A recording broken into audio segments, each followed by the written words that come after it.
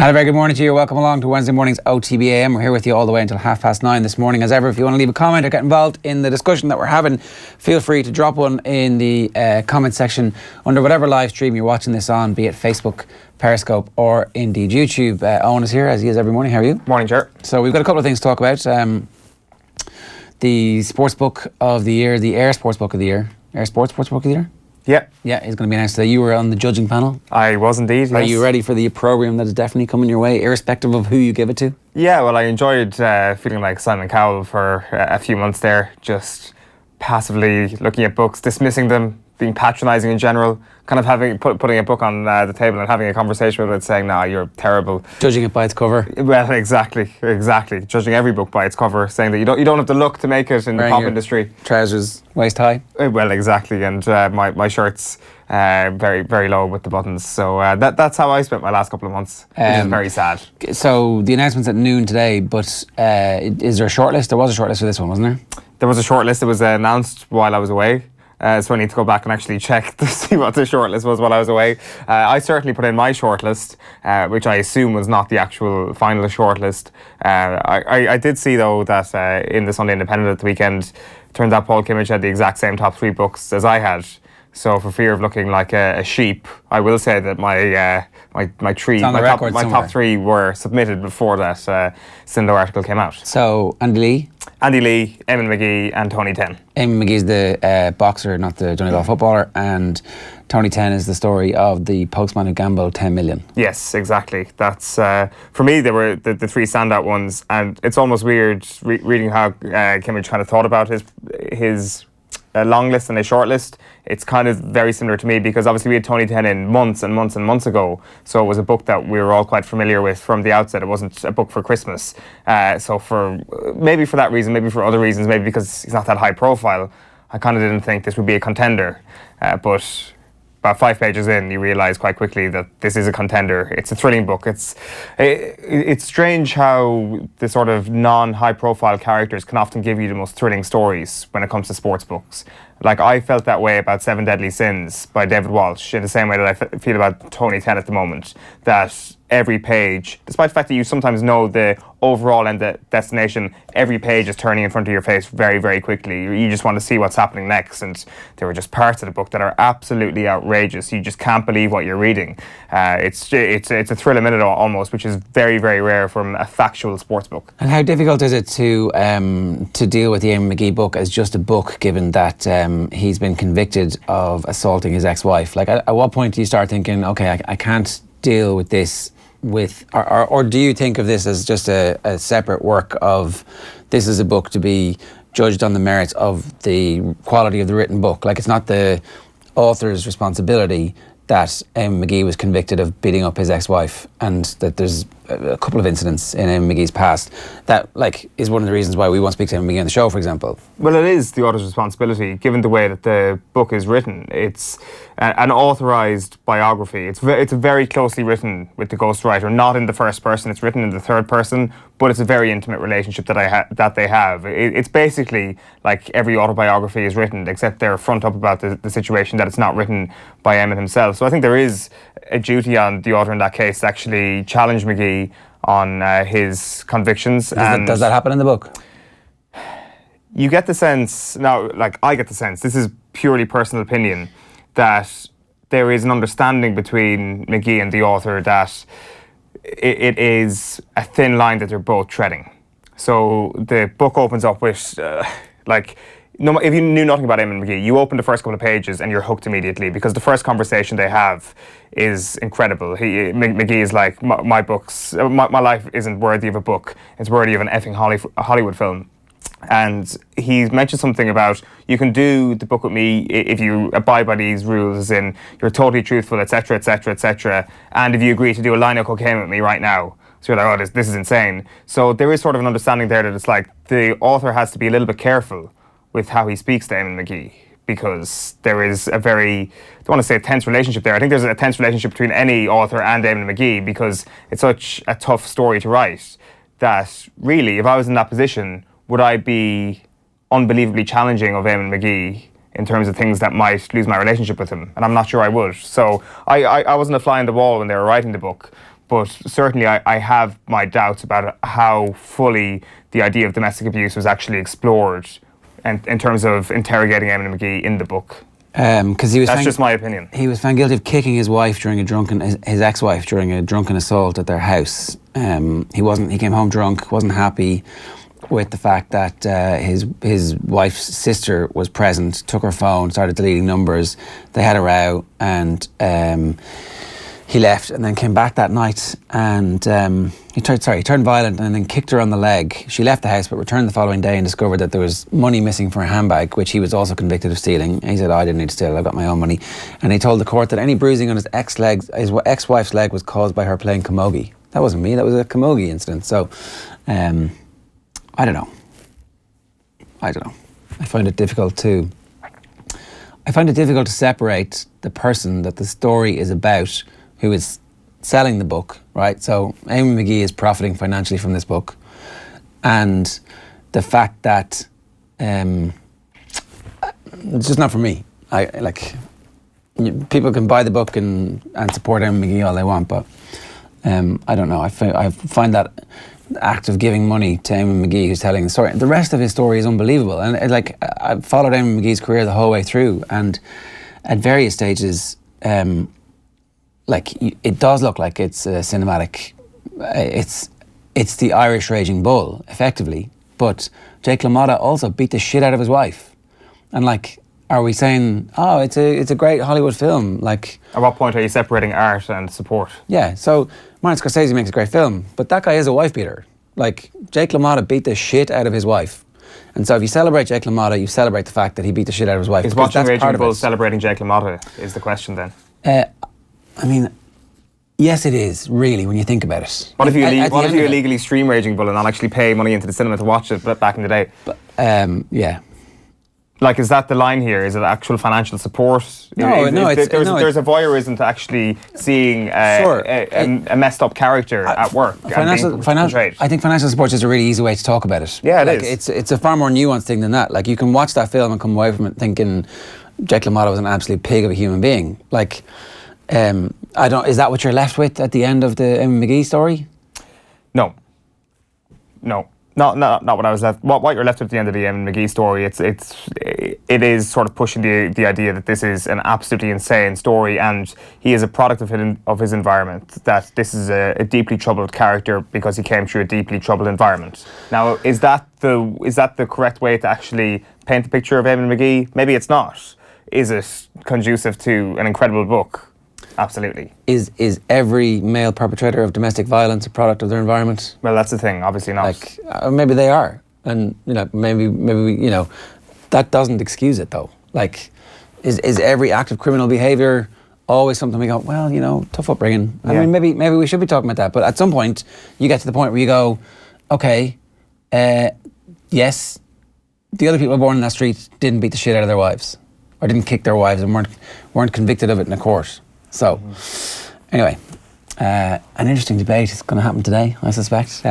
The other books that were up, Andy Lee's book, which by all accounts is astonishing, that's Kieran Shannon reckons that's the book of the year. Brilliant. I think, the Andy Lee's book, but it's just so bloody well written. It's so well written. I've obviously read Philly's book as well from last year, and Niall Kelly is the author of both of these books, and he was on the pay-per-view on Sunday, and it openly says he kind of stumbled upon goal 2 years in a row, but I think he can take a little bit more credit than that as well, because it's superbly written. Andy's voice is captured so well, and it's just brilliantly written in terms of not a way that it's then this happened, and this happened, and this happened. We know the career of Andy Lee. We know what happened. We know his ups and his downs. But still, you're turning the page thinking, in what way is he actually going to describe this? What was he actually thinking? And you do feel like you're inside the mind of Andy Lee. Reading Andy Lee's book was 100% not a chore. Far from it. It was a privilege. And a lot of the books this year were a privilege to read. All right, let's tell you what's coming up on the show. This morning we'll get into that a bit more later on. So Paddy Holohan joined us in studio last week. Going to bring you a very interesting chat with him. He's got his own new podcast going.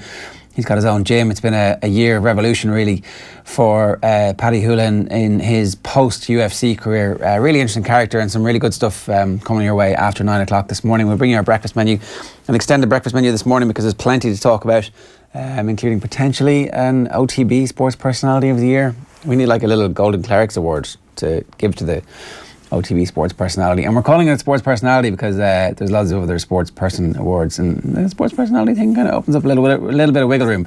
Also going to talk a bit about Arsenal and Manchester United playing tonight. Loads of stuff in the newspapers, which we're going to get to in a second, which says, Arsenal, what a great job you've done in finding a successor to Arsene Wenger. In fact, why don't we bring you the newspapers now? OTB AM. Thanks to Screwfix.ie, championing the trade with a dedicated call centre. Okay, so the Irish Times, the main cover of the sports section is Wenger due some credit for Arsenal's strong start. I mean, come on! We'll get into that in a second. Relationship with players, not an issue, says Mourinho. Also, what the hell are you talking about when you refer to them as a virus?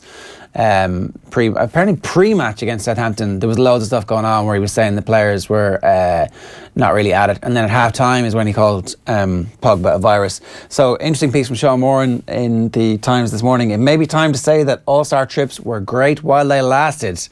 This is off the back of Michael Verney's brilliant story last week that there were more journalists on the All-Stars trip than there were players. Were you here for that? Did you know that? I did not know that. Yeah. We had Dave on the Dadcast last week, live from Philadelphia, and he was like, yeah, very helpful story from Michael Verney. We were like, is he on the trip? Like, no, he's not. But it was true. Apparently, someone did a good quick tot. 16, 14, more journalists. So maybe, the journalists did invent the All-Stars. It's their thing.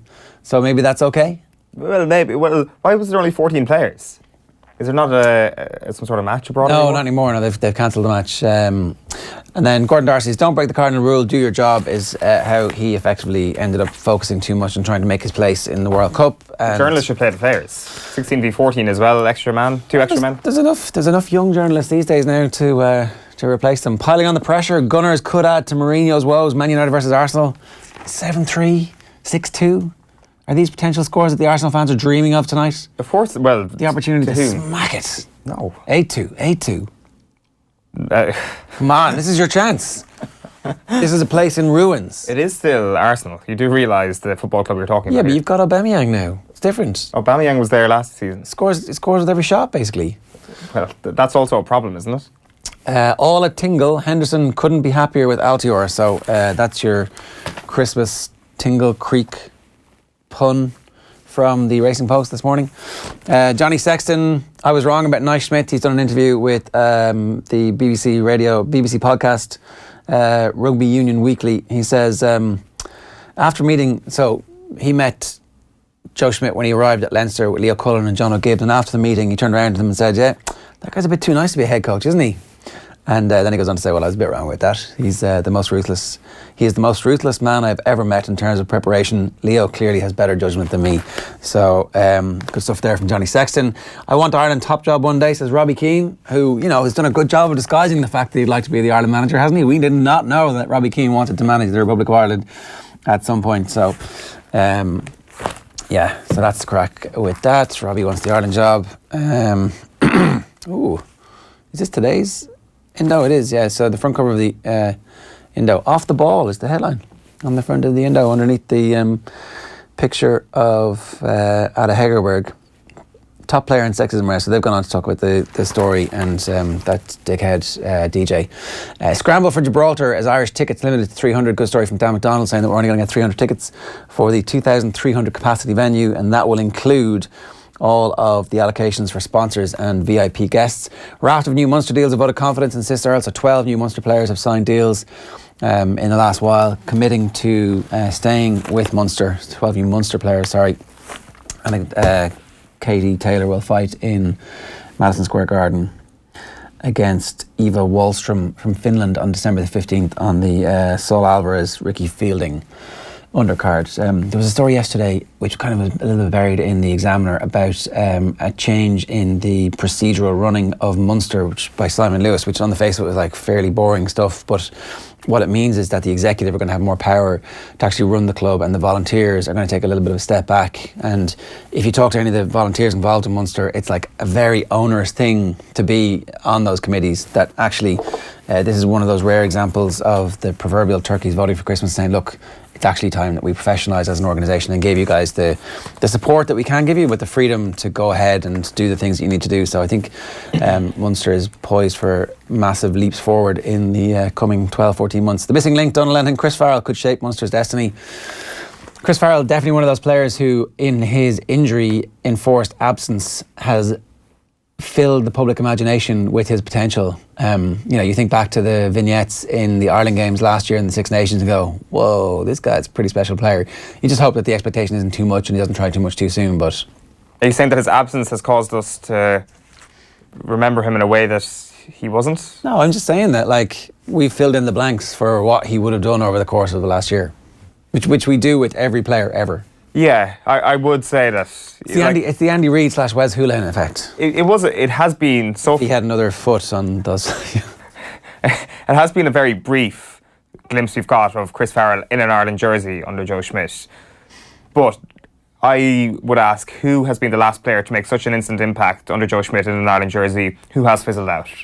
There hasn't really been anyone. Like the glimpses we've seen, the likes of the Dan Levy's, the likes of the James Ryans. Stockdale. Yeah. Like anybody who's gone and made that sort of impact, being close to the man of the match. You become World Player of the Year candidate. Like you do tend to keep it up. So I would say the hype around Chris Farrell is very, very real. Oh, look, but there's no question that the absence... No, you're a Munster fan. You're supposed to love it. It's exactly why people love sport. You fill the blanks in your head and you daydream and you go, yeah, this guy's amazing. Yeah, well, we're also Irish. We also have to be very, very cautious about getting ahead of ourselves, Ger, remember? Munster now have 4 brilliant centres. So from we had no centres, are completely screwed, no future for Munster rugby, we've got no centres, and all of a sudden you've got 4 in the space of 2 years. And four out halves. And it's just 4 in every position. You talk about Leinster's depth. That's the one point. Yeah, you can give us back Joey Carberry now. That's the one point that Alan Quinlan always makes, is that the depth actually isn't far away, not comparing it to Leinster, but from a Munster perspective in terms of having a deep squad of 23 that could go into a European Cup semi-final this season and actually challenge. You were actually getting close to that position, fitness pending of course.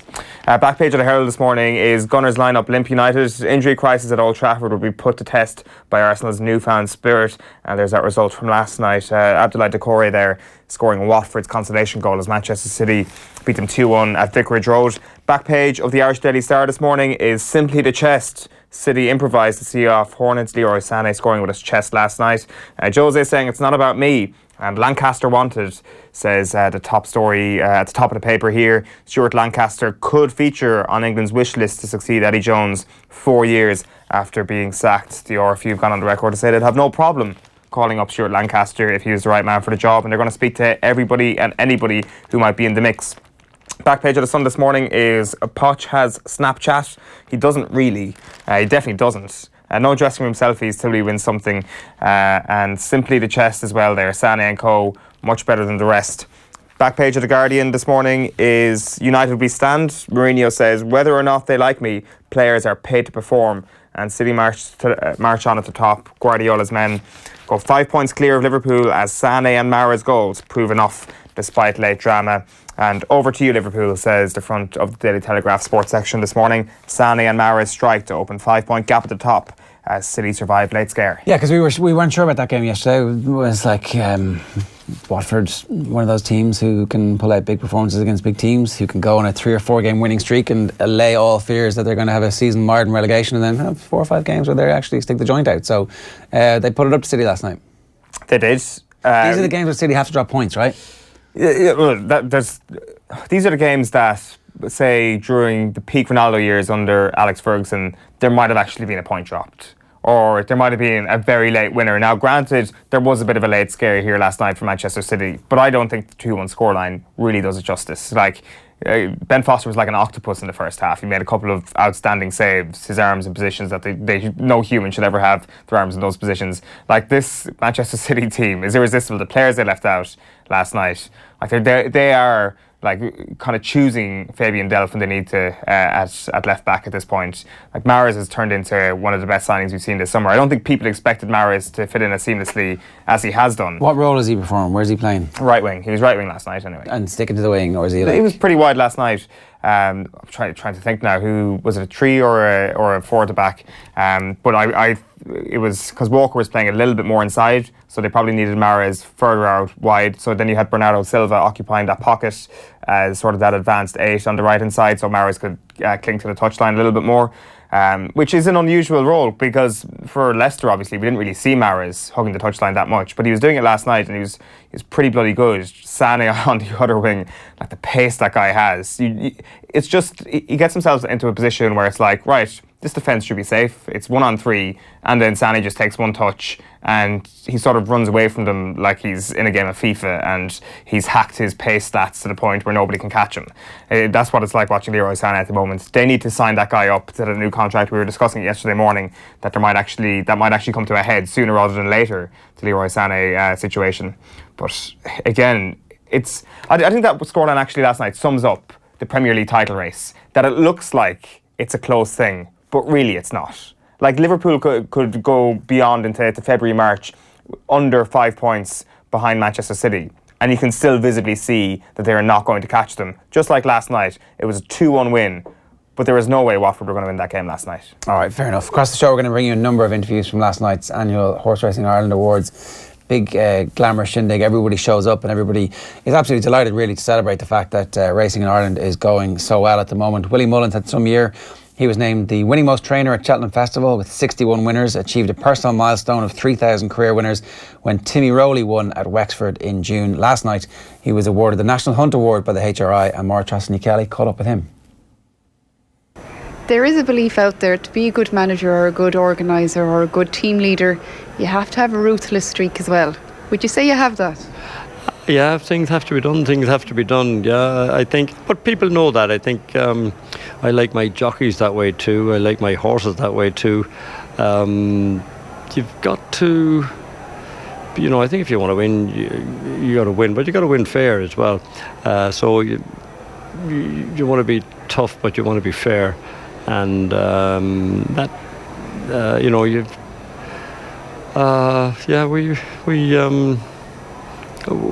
we're very competitive, put it that way. I feel you're kind of skirting around it there. I'm not. I mean, I think if you want to win, you've got to be competitive. And, we're competitive. We put a lot of hard work into it. When I see the work that my staff do, and, when you get those real wet, dreary mornings, and they're always on the gallop, and they have their wet gear on, and they're ready. No one complains. No one's hanging back in the tack room. The horses go out. And it's a tough life working in a racing yard, probably maybe a younger person's life. So a lot of people, do it from the time they're sort of 15 or 16 until maybe they come to about 30 or 31 or 2, and then they change. Maybe they want to go a different life, but it's tough, and it's not for the faint-hearted. And it can be tough too when you've built up a relationship with your horse, if you're working in the yard and maybe the horse gets injured or,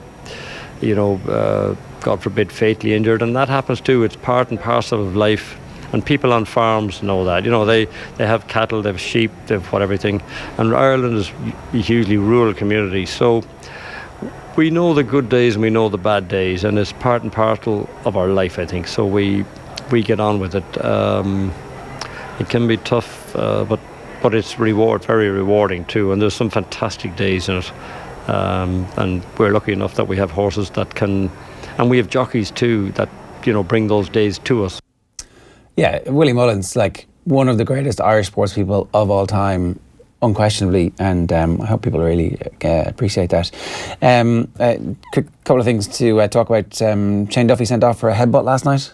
Yeah, I think we've got Chris Hutton quotes that we can bring you afterwards. It was right in front of the referees, so you got to hand it to Shane Duffy for actually having the temerity to do that. You can see, see that right there. They were 1-0 up at the time. They did go on to win the game 3-1. So Egypt. So he knows better than that because he's an experienced international player. No one will know more than him that he can't get away with that. Unfortunately, we'll miss him for 3 games now due to suspension. That's a shame with this busy time of the season, but it is an opportunity for somebody else. Maybe Shane Duffy was thinking, I wouldn't mind Christmas up north, back at home. I'm not sure if there is an opportunity for somebody else. Like for a team that you wouldn't consider to be, I would say of the teams that are going to finish in the bottom half of the table, they have the most solid centre-back partnership. I just want to read this. So his tweet was, "Can only apologise to everyone tonight for letting yous down. Grateful for the team we have here for a huge win tonight. The boys are unbelievable. I'm disappointed in myself for even getting myself into the situation. What a win!" He's like absolutely buzzing, going, "Yeah, I can't believe I got away with it. And I get a month off at Christmas. All right, let's move on. We're going to talk about the Manchester United-Arsenal game tonight. Lots of comparisons in the newspapers this morning, if you can stomach them, suggesting that Arsene Wenger did Arsenal a solid by the way that he left Arsenal, rather than Alex Ferguson, who, you know, inflicted David Moyes and Manchester United, and therefore it's 1-0 Wenger in this. Daniel Harris is with us this morning to help us tease through this farrago. Daniel, good morning to you. Hiya. I mean, I'm sorry, but I'm not having the immediate revisionism that's going on for a few wet weeks that Arsenal have played well, with the suggestion that somehow Arsenal playing well this season is down to Arsene Wenger. I guess you could say he bought the players, but it would be more likely that you would look at it and say, well, why weren't you getting anything out of them? And actually, you're lucky that they were still there. I think, and if you look at the players that are playing well for Arsenal now, I don't think there are that many of them that you would say were inspired signings. He probably didn't have anything to do with the buying of Aubameyang. And anyway, I mean, I knew that Aubameyang was a good player. And so I don't really think that you could say, well done for signing Aubameyang. It was just the best centre-forward that was available. Lacazette was in its way a panic buy. He was after a centre-forward. Lacazette was more or less the only one, he was the best he could get, so he bought him. But at the same time, yeah, I feel bad just using what Emery's doing to bash Arsene Wenger, but I think we're seeing what should have happened maybe 5 more years ago when it became obvious that Wenger wasn't going to get very much more out of the players that he had. The way the comparison is being framed is that Arsenal in the background developed a strategy. So they hired a guy to negotiate contracts, they hired somebody to look after the football operations, they hired basically the staff who will run the club in the way that Wenger would have been doing that maybe 10 years ago, as well as the next manager, as opposed to when Ferguson left. It's really when Ferguson and Gill left, Ed Woodward comes in and takes over, and it's Ed Woodward and David Moyes alone to face the world. Yeah, possibly. I mean, I guess what happened though was that Moyes did have the champions, so there was that, a team that had absolutely pissed the league the season before. Although it's also fair to say they weren't great champions. They were underfunded. They had the genius of Fergie that made them better than everyone else, and probably said this before, but they were like this old contraption that only the old genius inventor can manage to get to work. And Moyes, in his way, although he sounds bitching when he cops about it, there are some fair complaints that he can make about what he was left by Fergie, but it was by virtue of his not being very good that meant that they were much less good than they could have been still. I think one more interesting comparison almost is the comparison between Mourinho and Emery, because the two squads that they have are quite similar. They're top heavy with loads of great, and not great, but good, interesting attacking players, lots of attacking variety, and rubbish defences. And Arsenal's, in theory, is even worse than United's. But what you're seeing one team playing really good attacking football. You're seeing a manager getting the most out of his players, changing formations, changing personnel to suit not just the game, but the stage of the game. And it's absolutely working for him. And you're seeing Mourinho manage to get absolutely nothing out of his squad, changing it all the time with no apparent plan. And United should be on a level with Arsenal. I would expect United to be doing better than Arsenal. And in fact, they're doing substantially worse. And it's hard to see them getting very much out of the game tonight. The one thing we're forgetting here as well is, like you point out, the idea of Aubameyang being a pretty obvious signing to make. Like, we all knew he was a good player, but you look at the Emery signings, and arguably in the last 12 months, he's been, in a creative way, he's made better signings than Arsene Wenger. Now, the thing is, we don't know if they're his signings or if Sven Mislintat is actually the key behind him. Like, you look at Leno, you look at Socrates, you look at Guendouzi. These are players, these are kind of gems that he's had to unearth a little bit more than the obvious target of Pierre-Emerick Aubameyang. And the question is if he's just happy to be kind of a yes man when it comes to recruitment, or whether or not he is this genius when it comes to actual talent identification. Yeah, I mean, the players that he's bought, I mean, I don't think that Leno is particularly good. He was just someone who was available who could pass the ball out from the back. Guendouzi looks like he's going to be a player, but again, I don't think Arsenal's position in the league and their form has all that much to do with Guendouzi. The brilliant signing that they've made is Torreira, whose form has a lot to do with where Arsenal are, who was great again on Sunday, and was a steal what they paid for him also. And I've no idea who was responsible for that buy. And it's one of those purchases that you think it's almost surprising that it was one that Arsenal could make, because you would have thought that other clubs who were more attractive, who are able to pay more money, would have been in for someone as good as he appears to be. Yeah, and he's only 22. There is a sense that at least Arsenal have found their manager of the future, and they're beginning to build a squad that will last for the next couple of seasons. So whatever we're seeing from them now is not a flash in the pan. The situation at Manchester United, which we've been talking about from the get-go, really, from the first couple of games this season when things didn't look particularly good, appears to be reaching some kind of crescendo in the last few days. The Southampton, the stuff that is reported to have happened pre-match ahead of the Southampton game and at half-time is a new kind of ratcheting up of language, and it seems the war footing has reached its final DEFCON, whatever that is, the big one or the little one, I can never remember. Yeah, it's hard. I mean, in some ways you kind of think, well, why would they get rid of Mourinho? United will have to pay money to get rid of Mourinho, and if they pay money to get rid of Mourinho now, what are they going to achieve by that? Now, as people who follow football supporters will think, well, the atmosphere around the club isn't right with Mourinho, the team isn't playing well with Mourinho. If you're someone whose sole interest in football is to make a buck, which is the case with the Glazers, which is the case with Ed Woodward, you're looking at it slightly differently, because they're thinking, right, well, in a normal season, if you fired Mourinho now, you would have a decent chance of the top four, perhaps a run in the Champions League, and it's essential to get into the top four. So that would make some level of financial sense, even if you had to pay Mourinho more if you fired him before the top four was mathematically out of reach. However, this season you've got 5 teams that are going well, who are all like they could make the top four. Obviously, not all of them will. So for United to fire Mourinho now and then get a manager who will bring about enough change for them to finish above 2 of effectively Liverpool, Spurs, Arsenal and Chelsea, that is a reach from here. That might work. That might well. Even if you fired Mourinho now and you got the right man in, you still might not achieve that. So the way they would look at that is actually a risk reward. In the same way that they probably looked at the transfers in the summer and thought, well, if they spend loads of money on the players that Mourinho wants, they probably would have expected to finish in the top 4, not to drop out of that from second. So then they would say, well, is it worth investing in the players that Mourinho wants to still not win the league? And that's probably the kind of conversation that they had. And now they're thinking, is it worth investing in players now and keeping Mourinho in to still not finish in the top 4 when they could just hang on till the end of the season, fire Mourinho then when the top 4's gone, not have to pay him whatever they would have to pay him if they fired him before that was the case, and then get on with it. So I say I see what they're doing. I do see what they're doing. I don't agree with it. I don't appreciate it. But for that reason, I feel like things would have to get quite a lot worse for them to fire Mourinho in the immediate future. I just have one query about the character of the players when it comes to Manchester United. Like we can't really tell from the outset just about, like, José Mourinho has clearly cast aspersions on some of the characters, some of the players this season. But I think we're in a very strange scenario, especially in the context of this game, when there's an argument to be made that the bigger bastards, as we've been speaking about with you quite a bit on this show, Daniel, actually lie on the Arsenal team tonight rather than the Manchester United team. Like, that's the Alex Ferguson era versus the Wenger era. There's no question that they're all on the Manchester United team. But even in the year 2018, there should be more hardmen. There should be more people willing to go the extra mile and be a little bit more ruthless under José Mourinho. But it seems that they're going to be wearing the other sort of red tonight, or whatever jerseys they're going to be wearing tonight, and they're going to be representing Arsenal.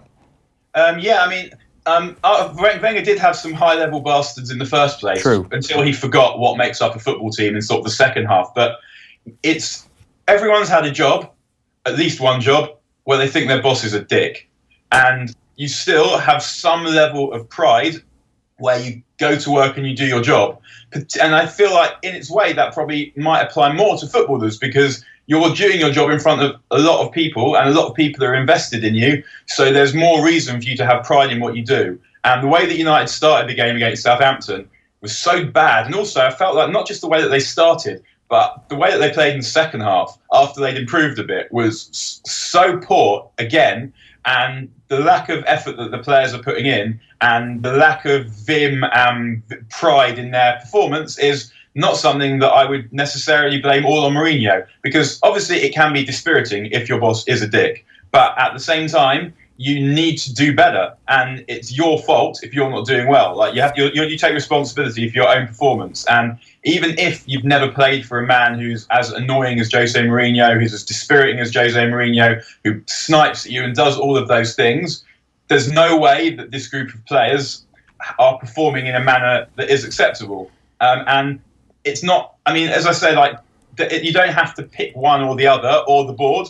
It's one of those situations, one of those happy situations where everyone is as awful as each other, and you can castigate them all. The thing about Mourinho, and the particularly strange thing that I find about Mourinho in this situation, is over the course of the last couple of seasons, there have been a couple of occasions where it looks like he's close to finding something that works. Like around this time last year, a bit earlier, they were playing a 3-4-3-ish, and they beat Watford away. Was it 4-2, 5-3 or something? Can't remember what it was. I was there, but something like that. And then a few days later, they beat Arsenal 3-1. And then Pogba got sent off in the Arsenal game, and they never went back to that formation again.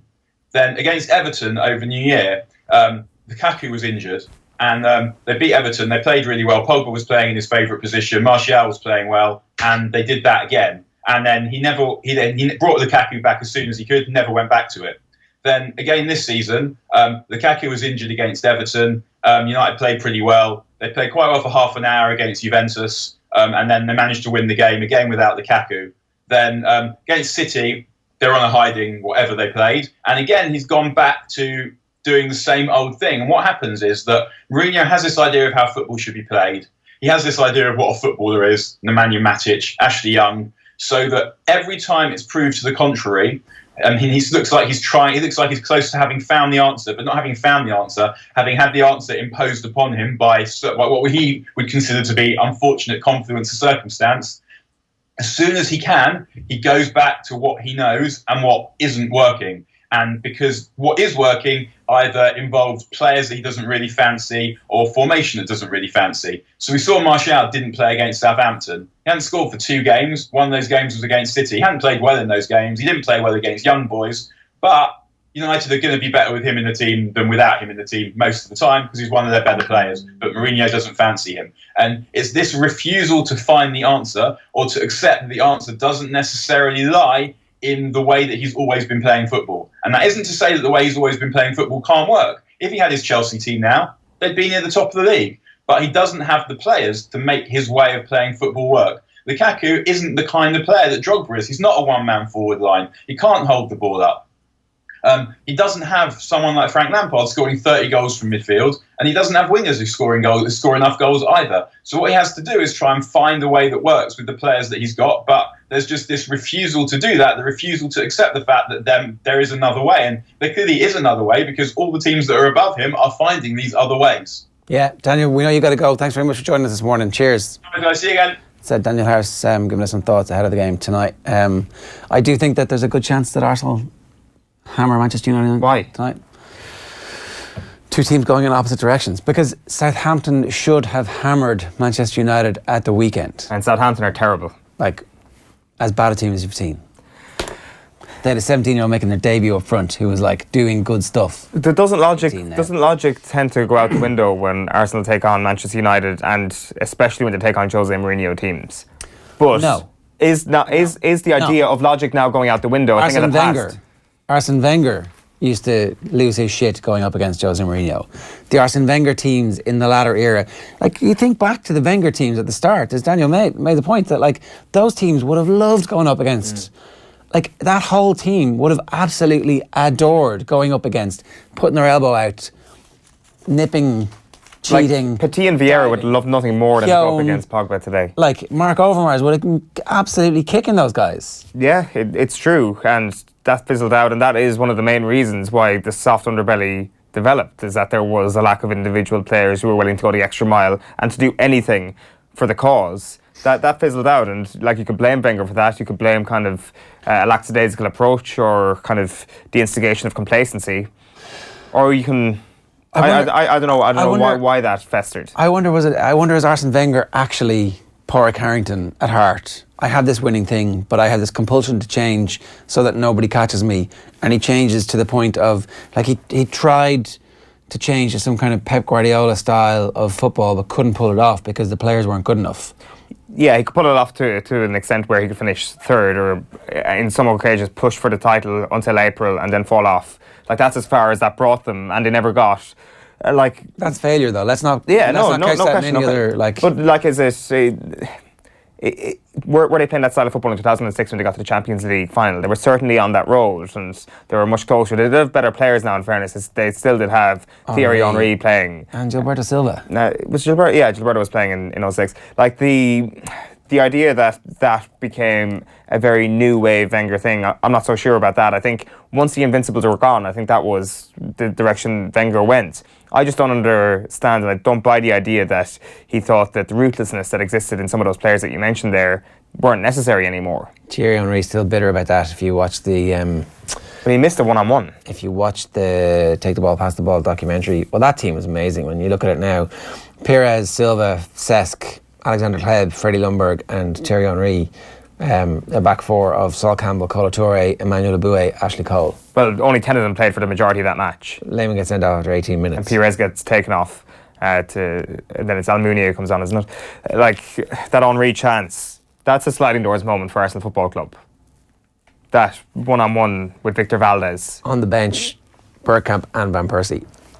Bergkamp is obviously on the wane a little bit. Van Persie, far from his peak. How far from his peak is Van Persie? Oh, like 5 years. I mean, not well, bad. The thing is, okay, he may have been close to his peak, but he wasn't going to reach his peak due to a slew of horrendous injuries. Yeah, I mean, the Barcelona team isn't... No, it's nowhere near as good as the 08 team. It's got Van Bronckhorst at left back. It's got Oleguer, Marquez. Okay, so Puyol's there. It's got Van Bommel, who did a job, but like at some level, at the best tactical analysis level, you can find a way around Mark Van Bommel. And then Ludovic Giuly is like well past his Monaco peak, but starts the game. Iniesta and Xavi on the bench for Barcelona. So they didn't know what they had either. There was a lot of people who didn't know what they had. Okay, so we're moving on and we're going to bring you... What are we bringing you now, Tommy?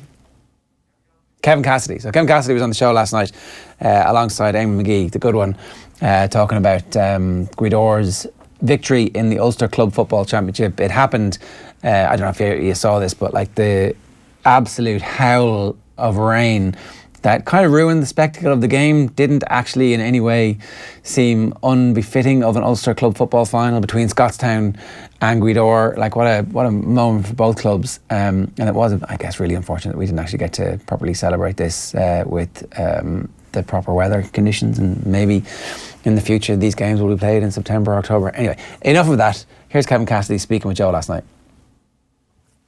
I read the Declan Bogue interview you did, Kevin, and I don't know, did you see it, Eamon? The moment that jumped out at me the most, I hadn't fully put two and two together, but for the homecoming in Guidor where Donegal bring the trophy back, that's the GA pitch is near Kevin's house, so he talks about having a bowl of Weetabix about 11:30 at night, and he can hear the homecoming, you know, across the road or whatever.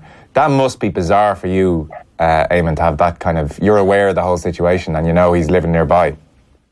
Yeah, and I read the piece, and it was a brilliant piece by Declan and Cass, and it definitely, like, I'll be honest with you, it definitely figured in my thoughts as I was coming into Guidor, because we had talked about it so much, this great scenario, what are we going to do? But again, I knew Cass, I knew how strong his personality was, and I knew that, you know, he'll be grand now, but definitely figured as I was heading down to the clubhouse, you know, geez, like, you must feel sorry for him. Declan Bogue said it to you, Kevin, in the piece. You know, you must feel a bit sickened about it, and you said to him very clearly that you don't, and he says he can hear it in your voice that you don't. Like, I'm amazed really that you don't either, to be honest, carry it with you in some way, but it seems very genuinely that you don't. No, listen, I've met thousands of people since, and they still don't believe you. You're telling that, but I think, you know, honestly, it's football. Like, obviously, it was everything to me, and I put everything, my whole life and soul into it. It would have been great to win it, but at the end of the day, if that's the worst thing that's going to happen to you, then you know, I'll gladly take it. And to be honest, I spoke to somebody after the game. Had that not happened, I would have continued with Donegal for maybe 2, 3, 4 years. My body wouldn't be able to play on Sunday. So believe me, and Eamon knows this, like, I'll choose club over county any day. And, you know, listen, I'm a great believer in what's for you won't go past you. And for me to be able to stand there with those lads on Sunday and to win that for my club, that's definitely what it's all about for me. Yeah, Kevin Cassidy there speaking with Joe and Eamon McGee on the show last night. You can get that full thing. It's available on youtube.com/off the ball. If you hit subscribe there, we put up all the long versions of all of our good stuff, and of course available if you just want to hear the audio form of it on podcasts. Head over to iTunes or actually the Apple podcast system or wherever it is that you get your podcasts, and do let us know if you like the podcast or not by leaving an hour review. Okay, so big guys and how they've improved from the bad old days. Sports personality of the year. We should have an off the ball one if you want. We can get that going now. Hashtag OTBAM. Arsenal selfies, sportsbooks, and David Clifford. We've done a bit of the sportsbooks already. But David Clifford is in the newspapers today saying he needs to learn not to react. Have you read the piece? No. Oh, good. So I'll give you 3 guesses. Who do you think is the player that David Clifford looks up to most or has looked up to most? Ever. Donaghy? No. Gooch? No, Gooch is second, I think. Mars Fitz? No. He's not from Kerry. He's not from Munster. Okay, hang on. There you go. Bernard Brogan? No. Not from Leinster. Okay. One more guess. He is a contemporary. He is a relatively new player. As in, like, he has played very recently. Is it Sean Kavanagh? It's not Sean Kavanagh. Same province, different county. So, is it a forward? It is a forward. Peter Canavan? No. No, more recent than Peter Canavan. As in, he would have been playing Michael Murphy? No, he would have been playing this summer, except he didn't. He's not living here anymore. It's not like somebody's gone to Australia to play Aussie rules, is it? No, not quite. Gone in the other direction. The crosshairs are narrowing. It's Dermot Connolly? No, same direction as Dermot Connolly, different county though. Who went to Ulster America? County. Wears orange for his county. Oh, Jamie Clark. Jamie Clark. Oh, right, okay, that makes sense, yeah. It does. Like, as soon as he said Jamie Clark, I was like, that makes perfect sense. Well, that finish. Yeah. That finish was a Jamie Clark special. It was a Jamie Clark special. It all makes sense now. He obviously says Gooch is like one of his biggest idols, and he was just so happy to meet him, but the person he looks up to most, the person he idolises most, I should say, is Jamie Clark. And it makes perfect sense now that he says it. He talks about like this. He's been around the newspapers speaking this morning, and we've been speaking about legacy this morning in terms of managers. And I do wonder if Kerry go on to do something good in the next 2 years, how much Eamon Fitzmaurice will be thanked. And I think it'll be quite high. Like David Clifford. Eamon Fitzmaurice deserves it. Yeah. Arsene Wenger doesn't. Okay, fair enough. We might come back to that later on. But I agree with you that Eamon Fitzmaurice would deserve it. But I didn't quite think that it would be such a vocal thing. Like none of the players had any sort of sense of dissent towards the manager during his reign, which is natural. Even if, like, unless you're Paul Pogba, even if you're unhappy with the manager, then you're not going to say anything. But it really seems that they didn't say anything bad about Fitzmaurice because they genuinely loved him as a manager. They really felt they were going in the right direction. And Clifford is on the record this morning as saying that he was a fantastic manager. The level of detail he goes to is military style. Like, he probably will not get the credit he deserves. The one All-Ireland, thankfully, is there under his record, but he probably will not get the credit he deserves. But these players tend to think that they will. He also talks a good bit about the club being from a small club, and it's interesting as well because James McGivney is in a lot of the newspapers this morning, the Mona Lachta player, who of course is playing against Kilmacud Crokes in the Leinster Club final this Sunday, and he just speaks about the fibre of their community, that is the GAA club, and he says that the post office closed down recently. There's only 44 students in the local primary school, and that the reason why a lot of these lads aren't emigrating is because of the club. Now, obviously, this has been an outrageously successful year for Mona Lachta. Like, it is rare to see a Longford club in a Leinster final, extremely rare. So you do think about all these clubs that don't have the success of Mona Lachta. They don't have the kind of light at the end of the tunnel that is a club season that will go deep into the year, that will go into November, December, and potentially, if they win on Sunday, into the new year. Like, all those people who don't have that thing that is keeping them at home. You do wonder if, to what extent is bad club calendar structure actually leading to people saying, oh, well, I've got nothing to stay at home for. That would it actually have a material effect on people staying at home? Of course, immigration isn't as bad as it was 8 years ago, for example, but it is something worth thinking about, that McGivney is saying that there is a literal impact on reversing emigration, the strength of a football, or a GAA club, I should say. Yeah, that is interesting because, you know, the big... It's constantly referred to in the GA documentation over the last 20 years about the increased urbanisation of our society. That was the rationale for putting all the money behind the investment in GAA in Dublin. It was like so many Irish people are moving to Dublin to live. We need to invest money so that the club system there is very strong. And so the GAA is part of people's thinking when it comes to what sport their kids are going to play. That's been very successful. A knock-on impact of that is that the Dublin senior team is wiping all before them. There's always a sense that they can't do anything about that. That they're not. That the GAA is watching this unfold as opposed to actually potentially being able to help re-engineer it a little bit by having a system that everybody plays 20 club games a year in good weather, and that there's something to stick around for. I never ever thought of that or considered it, and like on the face of it doesn't seem to make that much sense, because you think who is going to stick around for their hobby, but it's not actually a hobby. It's about your lifestyle, and it's about a sense of belonging, and it's about your identity. And if you feel that there's something worth fighting for in your town, then maybe there is a knock-on impact, and maybe 3 people stay, and suddenly that's 3 customers for a small local business that doesn't go bust because they're the 3 customers that actually give them the profit margin. I don't know. I mean, economics. We can't dismiss this idea, basically. No, economics and I don't know if you ever saw that video of was it Yellowstone National Park, where they reintroduced some wolves, and all of a sudden it changed the topography because the wolves would come and eat some of the animals that were grazing on the side of the river. Those animals stopped grazing on the side of the river.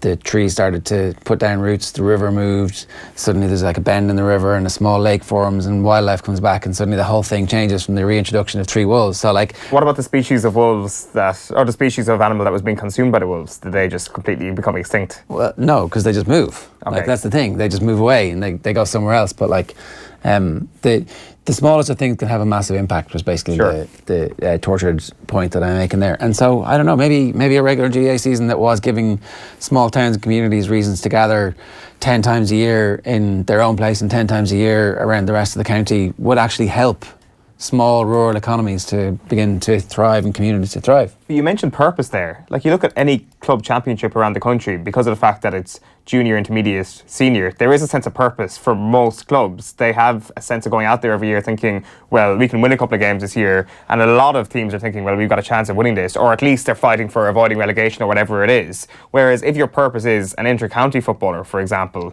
well, in the vast majority of them, what's your purpose in a competitive sense? Of course, there is the purpose of representing your county, though. Say everybody from the Mundaloughta team gets called up to the Longford county team. Come the end of the league, will they all stick around for that? It's a hypothetical question, but the answer is no. Yeah. The answer is obviously no. And that is sort of the grim reality, and it does come back to structure. And what McGivney is saying here is that there is a material impact on the sporting landscape that you enjoy and the actual life that you enjoy, and quite often where in the world you're enjoying it. It's something that, as I say, we can't really dismiss. That it's quite an easy thing to hold up and say, well, it's got a huge impact, but really it does. It's got a material one. Yeah.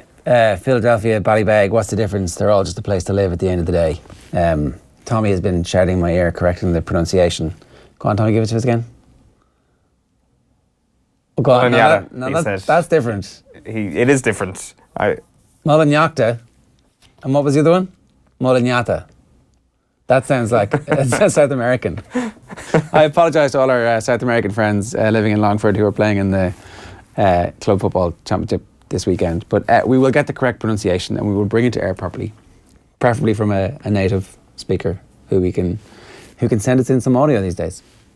What's next on the Breakfast Indy this morning? I think we're talking sportsbooks. Indeed, we are. So we've spoken a lot about this at the top of the Air Sportsbook of the Year, but Kieran Shannon makes an interesting point in the Irish Examiner this morning about misery. And he says that the Air Sportsbook of the Year panel tend to reward misery much more. Now, I'm not denying I'm a miserable person, but he probably has a point.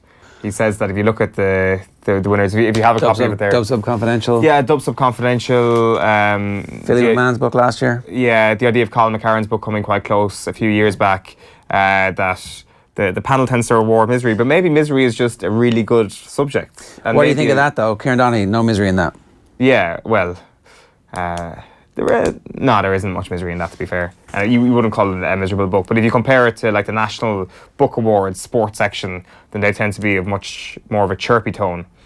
And there might be a miserable winner of this year's one as well. He also talks about, kind of mentions the idea that there's obviously a superb contender this year in the hurlers by Paul Rouse. Like, obviously you read it as well because you spoke to Paul about it. I thought that was sensational. And I'm not sure. I think generally, as a rule, I prefer concept books to autobiographies. Now, the thing is, there's obviously a lot more autobiographies that we've all read, so I think we've read a lot more worse autobiographies than we have bad concept books. But I think the idea of a concept book, if it's bad, you're still going to learn something from it. Yeah, that's the thing. Like, nobody has dedicated 2 years of their lives to tell you a story about some previously uncharted world of sport. And you're going, oh, I really wish I hadn't read that. Whereas the amount of sports biographies, you're like, oh my God, yeah, okay, you played well in that game, you played badly in that game, who cares? Yeah, that's it. Like, the idea as well of a sports book being able to tell us a hell of a lot more about sport as well is quite an important one. And Kieran Shannon is saying that maybe that's not necessarily true. Maybe that shouldn't be the gauge by which you judge a book. But on a personal level, in my opinion, I would say that it's very, very important. If you learn a lot more about the world than just the career of a sportsman or woman, then you've done a pretty good job writing that sports book, I think. Yeah, okay, so next on our sports says Arsenal selfies. Big story of the day, Arsenal selfies. Mauricio Pochettino has been talking about Arsenal selfies after Arsenal smashed them. I'm not sure if you heard, 4-2 on Sunday in the North London derby. Things like this. Bernd Leno posted this photo in the dressing room. North London is red. What? Go on, yeah. So we got a dressing room photo, as Arsenal tend to do after an FA Cup win. Aaron Ramsey posted this. Great atmosphere, great win, but most importantly, hashtag North London is red. And then my favourite one, Socrates, just standing over Harry Kane and posting it on Instagram. So He's just given birth to Harry Kane. He really has just given birth to Harry Kane. Harry Kane has just fallen out of his pocket. So Mauricio Pochettino says, personally, I don't like it. If you win a trophy like when I did it when I was a player, it is a moment to celebrate. This is my mentality. I don't want to say it's right or wrong. I love to celebrate in private and not make it public. If you win, celebrate and show the fans you are happy. But when you win a trophy, when you win something special. So that is 46-year-old Mauricio Pochettino telling 26-year-old Bernd Leno how to use social media. But Pochettino's quotes are actually extremely deep. I think there was a press conference that's carried in the morning newspapers this morning. So he says, I go with my dog to Trent Park, and the most important thing these days is not to share the walk with your dog. It is to share the walk with your followers. I accept it as a new world, that the people need this because it is how you feed yourself, your ego. I'm of the older generation. I accept the new technology, but I try to keep a bit away from that. Mauricio Pochettino, a man living in the moment. I'm not sure do you have a dog, but if the most important thing to you is your phone rather than your dog, then you're not a good dog owner. Yeah, I think people are addicted to their phones. That's probably partly to do with it. And being involved in social media gives you a reason to feed your addiction. It's like, oh, no, I have to check my Instagram in case somebody I don't know liked my... And like it's the enablement of your addiction. Maybe the idea of actually posting about your walking your dog on social media is a far more enjoyable experience of walking your dog. And you reach that height of ecstasy that you can't actually reach without posting on social media again about extra your dopamine coming through. Well, that's it. Give me some of that sweet dopamine. What's next?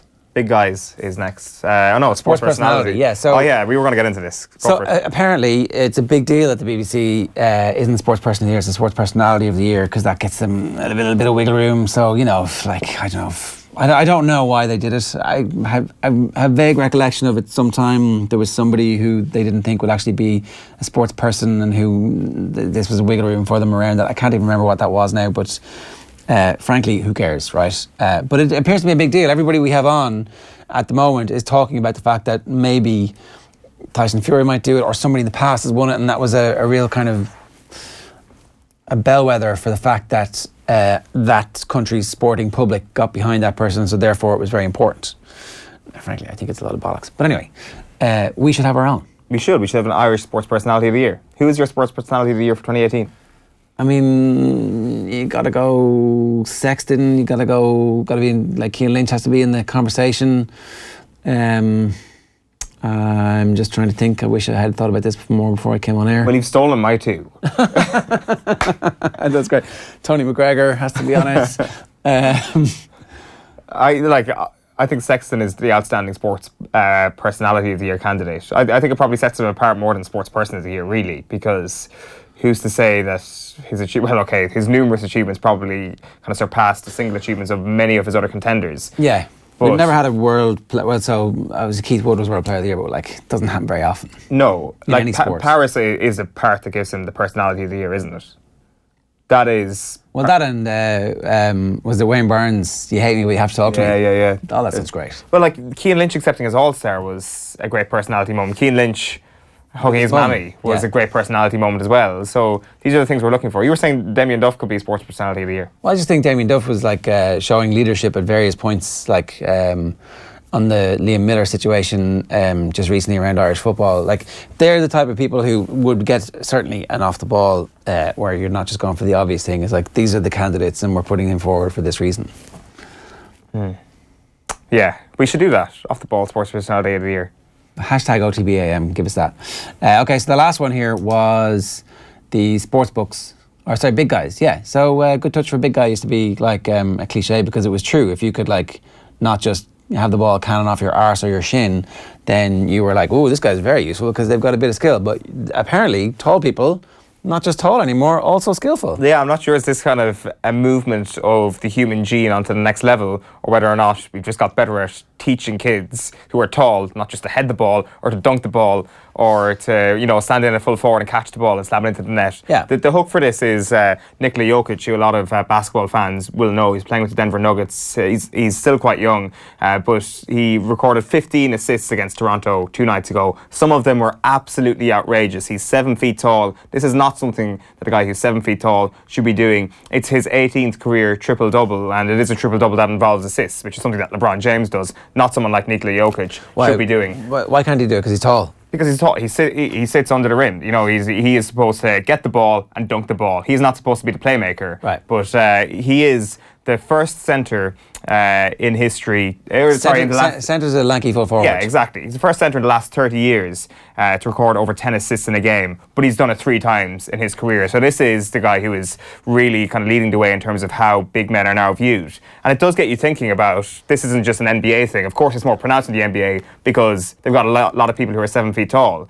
But you think about people like James Ryan, you think about even like prop forwards like Tyke Furlong popping out in the wing. Like, everybody has to be able to do everything now. And I do wonder if that's just part of the way we're conditioning young people at the moment, that, you know, it doesn't matter if you're tall, that's not going to hold you back. You still got to be as skillful as your teammates. Yeah. Okay. All right. Let's move on back to some of the HRI awards last night, Horse Racing Ireland. Big awards night. So we've already heard from Willie Mullins. Rachel Blackmore, obviously also in the midst of an incredible season.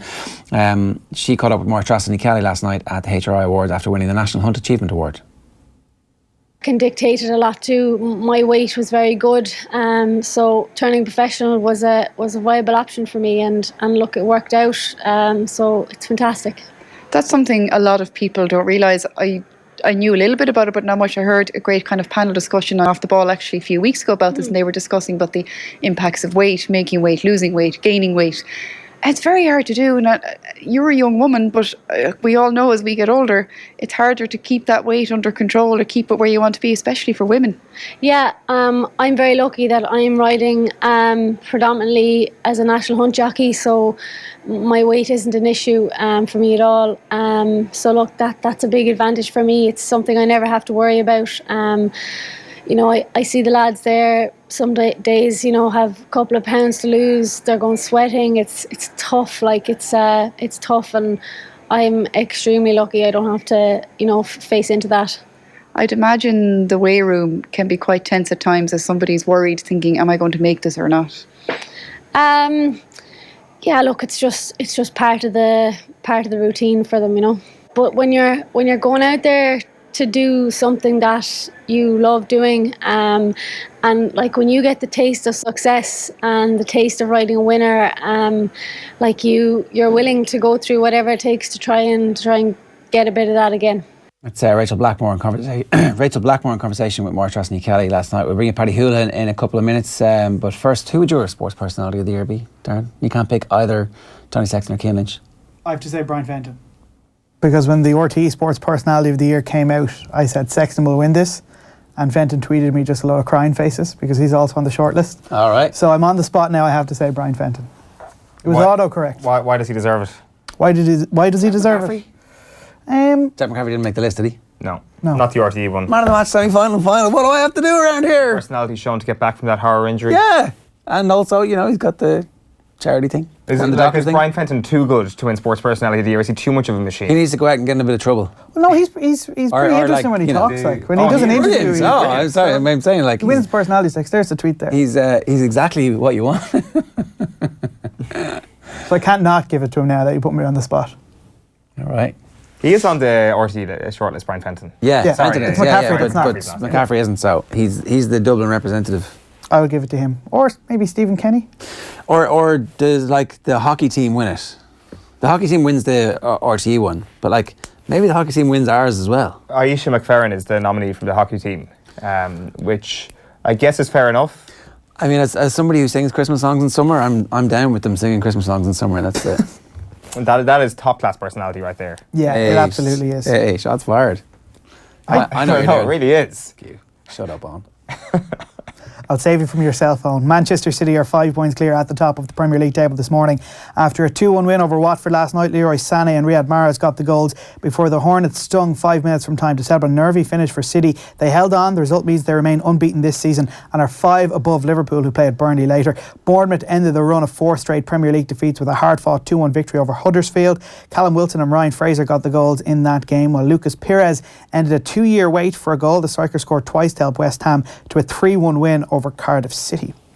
Brighton manager Chris Hughton says Shane Duffy has no excuse after he was sent off for his side in a 3-1 win over Crystal Palace. Duffy appeared to headbutt Patrick Van Aanholt after a penalty appeal was waved away. Albion went on to win the game by 3-1 despite playing with 10 men for much of it. Hughton couldn't hide his annoyance after Duffy's momentary loss of control. In this day and age, you can't hide from that because there are so many angles and so on. He's an experienced footballer for us, and he's done great for us, and he knows that he's done wrong, and unfortunately for him, he'll miss the next 3 games, and that will give somebody else an opportunity. So we're never too old to learn, and unfortunately he will have to learn from that one.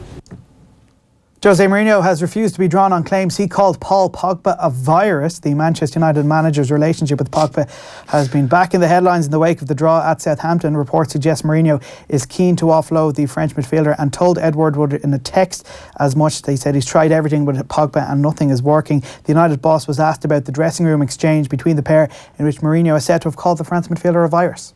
You were also quoted after the Southampton game as some fairly strong words. I imagine you weren't happy. I'm quoted. One thing is an interview that I gave to a Brazilian television, that you can go there and see what I told, and another thing is to be quoted by who, how. I don't speak about that. I don't play that game. Last question. Just to confirm this suggestion that you called Paul Pogba a virus in the change room. I told if you had attention a couple of minutes ago, you would understand that I don't play the game of the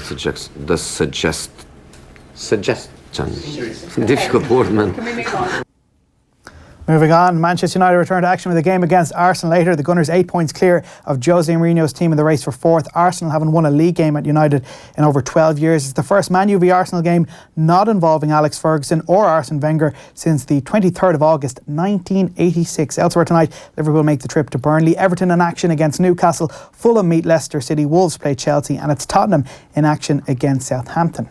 While the Republic of Ireland fans will receive less than 250 tickets for the opening game of the Euro 2020 qualifying campaign, Gibraltar plan to host the game on home soil on the 23rd of March at the Victoria Stadium, which has a capacity of 2,300 people. UEFA rules state that away fans must only be allocated a minimum of 5% of the capacity. The visiting team can request a further 5%, which is at the discretion of the home association. Ireland could receive as few as 115 tickets, or if Gibraltar opt to be generous and grant additional tickets, 230 tickets.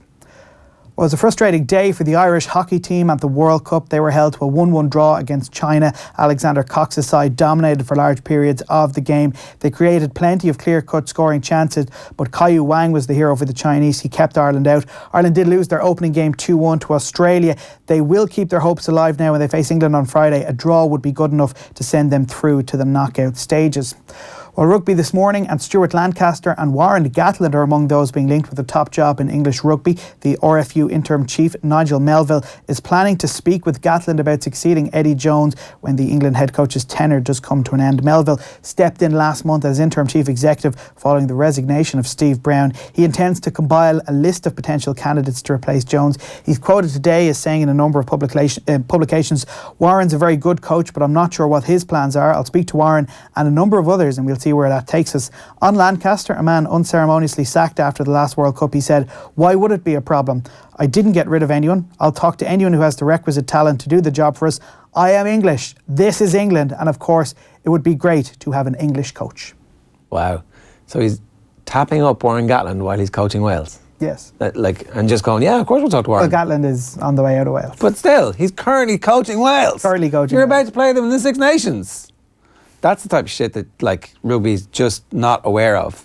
Like, in any other sport in the world, they'd be like, hang on a second, it's tampering, it's tapping up, it's illegal. Like, the It's RFU. probably not illegal, it's definitely immoral. The RFU. They've managed to rack up massive debts despite, like, printing money. They basically print money and they've somehow managed to rack up loads Is that of not debts. how all bad money situations start, though? Printing it? Yeah, it literally needs inflation. Right, good stuff, Darren. Thanks very much for that. Coming up next. What have we got? Paddy Holohan's coming up next. Okay, so this is... Paddy is one of those very interesting characters who has obviously carved out a niche for himself as both a coach and also now, it turns out, a pundit and the presenter of a podcast. So he came into studio last week and sat down with Joseph Conroy. Here's how the conversation went. We're here with Paddy Holohan. Paddy, we're meant to have you in yesterday, but we're going to break the fourth wall here and say we're pre-recording this. You had a few issues getting into us. Still have problems getting collected in Jobestown in taxis. Show me the €50 this guy is saying to me this morning. It was talking about 8 o'clock.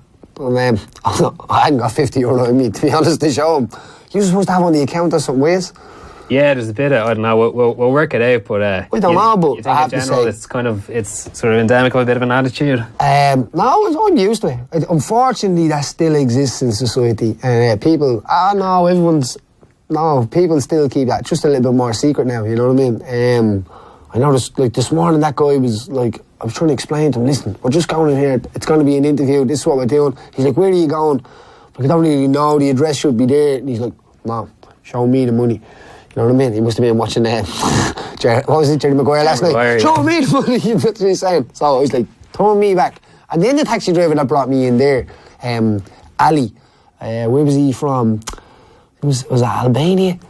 Really nice guy. Sound. Had one of the best conversations of my life with him. Yeah, I probably learned more there on the way in I did than any other day. I think taxi journeys on the way in, I think, are the best way to do it because you get something to talk about. That's bad. So a bit of balance. You got a bit of column A, a bit of column B. A bit of balance. Can't beat it, yeah. One reason we have you in here is because you've launched this new podcast, No Shame, and you're talking there about kind of like a bit of divide in society. That's kind of a topic that you seem to hit on a lot in these interviews. It's not just straight kind of sports. No, it's actually probably away from sports, to be honest. I know we touch on on fights and I get guys in that are fighters, but to me, I'm interested in what's going on in people's heads and the idea of what's going on in society and I'm just I'm interested in it. I'm interested in what other people think and I think we all think the same thing a lot of the time. A lot of the time, people are reacting the same, getting up early in the morning, not wanting to go to bed too late at night, and all of just simple stuff. I think we're all very, very close, you know, but there's a lot of stuff that gets mixed in the way to make it a lot harder for us and for other people to profit from, and that's usually what happens. It's like if you confuse the masses of everyone, it's usually a few people can kind of profit from it, and I feel that I just want people to be happy these days. It's hard to find true happiness. People relate happiness to clothes and money and success and stuff like that and all, where it's not. True happiness is like, sounds cliche, but you know, it's things that you can't buy. Things that like, it's like the feeling after training that we were just talking there. It's like having a new kid if you must. Or really, really special things, you know. Little things like materials and stuff like that. If they make you happy, you're probably not that bright. Yeah. Your taxi drama was probably escaping from another situation going on. I believe you're expecting. Yes, tomorrow's the due date. So my girlfriend Chelsea having a baby tomorrow. Well, tomorrow I don't think it works like that, does it? And sure, I'm going to be like, hold on, I booked this one for today. Yeah, no, so I'd say over the next week, I'm going to be a father again. Yeah, so it's going to be crazy. It really is fun. I'm looking forward to it. As I said, touching on that there, this is one of the realest things I think you can do as a man and as a woman and as a person. You know, is give life. And kind of say on the scale between sort of like the excitement and that and the kind of anxiety of that coming into your life, where are you at? How are you feeling? I think if you fought a lad in a cage, everything else is, especially a little baby, is a little bit less scary. Definitely, like handling and stuff. I think at the start, I don't know. I remember when my son Darren, which is like 11 years of age, that it was like someone threw me a rugby ball. I just knew what to do. You know, So I am hoping that this is the way it's going to be on this one. And what's it like raising an 11-year-old today? I think Tiernan kind of the kid that stuck the rocket up my butt, if you must, you know what I mean. And I was still in school when I was having Tiernan. I didn't know where I was going in life. I didn't know what was going on. I was already training at the time. I was training jiu-jitsu, but I had no aspirations to be like. To be the best fighter in the world, if you must. That's not how it set out. I found jiu-jitsu, and then what I wanted to do is I wanted to expand, and I wanted to use what I was finding in jiu-jitsu. Jiu-jitsu was fixing me. That's what I found. Every time I went, it put a little piece of me together and made me a little bit happier, and made me kind of connect to a group of people that were doing something. You know, so we weren't sitting around. And it wasn't that that negative energy. It was a real positive energy. So when that happened, when Tiernan came, that gave me a big wave of energy. I think anyone that knows that has had a kid, and especially if you've had a young, it can give you a huge burst of energy. You know. Now I don't recommend going around and having lots of kids at a young age, but it definitely did what it did to me, and the rest is history. I made stuff happen because he came. And now the next one, I'm on my next journey now. So this is career number 2, if you must, you know. So I'm going to make this one work as well, and hopefully I'm going to use the energy from this kid. Is there anything else on the horizon? Run the gym, producing, presenting the podcast with your guys out there. It's mental. So I'll let you finish. Sorry, yeah. Is that kind of what this career number 2 is? Is that, or are there more pieces coming? No, career number 2 was always going to be coaching. Was always going to be like way back in the day. I said I was going to come back and I was going to open a gym in my community, and I was going to use it to try to do the same things that I was doing for me. So money is good, but there's no doubt when you're going somewhere and you get money and you get paid, that's good. But it doesn't motivate me as much as. Maybe you should, you know. So the idea of me of having my own gym, having my own little community of people, and being able to network with other gyms and guys that I've came up with, and being able to create that link and keep that link, and people want to hear the stories now, you know. Unfortunately, we're the old guys now, you know. we're the older generation, and people want to hear how did that happen and why it happened and what was so special about that group that made that little team the solid knit that what it was, and that's literally what it was. It was a simple process then, you know. It wasn't so big. It was simple, and I think simples and basics is the way forward. Do you feel that there are kind of aspects of that kind of original sort of ethos that drove on that kind of first wave of Irish UFC fighters that's in your own gym? Are there specific things you'd say, or? Well, what I did is I created the gym that I have now. Is my plan was, and this will be my second gym on this mission. Yeah, so this is the one that I've created off my plan, and it's mine. It's all mine. So which is. No, sometimes that's hard. It's like there's a toilet broke upstairs, Paddy. Remember you said this was all yours? Go up and fix it. So it can be like that sometimes. But the thing about my gym is I feel that I've made when we all started off, I felt the really, really strong SBG team was in the Long Mile Road gym, was in the gym that was kind of a little bit darker, a little bit wetter, if you must, a little bit colder. And now I've kind of tried to make that re-establish that kind of that environment. The environment now, it's nice and warm. Sometimes I let it cold just to bring back the old days. No, there's 2 floors. It's like the same way the gym that we came up in was. Now it has a little bit of better paint job than that gym, but I really feel that, like, this is what people say to me when they come in all the time. The energy in here, it's brilliant. And that's what I set out to do. When I was setting that gym up, it's like, it's all about the energy. It's about the feel. If you walk in that door and it doesn't feel like, this feels really nice, you're probably not doing it right, you know. It's the set. I got that feeling when I came into the Rackcool gym and Long Mile gym when I started with the team, and I've recreated that. So what I'm trying to do is recreate what we did, and I feel a lot of it was in the energy of the team and the camaraderie between us. I think that had a huge part, because that's still there. Today, like if I meet like Peter Creeley or Chris Field or Connor or the guys, it's like yeah, you know, like there's an energy there. It's like you just want to talk, you just want to have like a conversation that it's not the same to have that conversation with other people, you know. So it's what I'm trying to create is a whole new wave of that, and to be able to create opportunities in Irish MMA for scholarships for people that really want to walk and really want to go down the road of MMA. The path is there now, and with the IMMA and the IMAF and stuff like that, there's a better platform for people to walk towards. Yeah, it just, the funding and the idea of people affording that's the only problem in the way now. I just kind of, in terms of the gym and people coming in, like a few years ago we had that kind of initial kind of sugar rush of all these guys blowing up in the UFC, kind of Conor going on his run.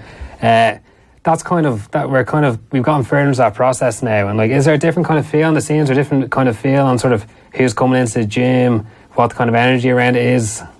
Yeah, definitely.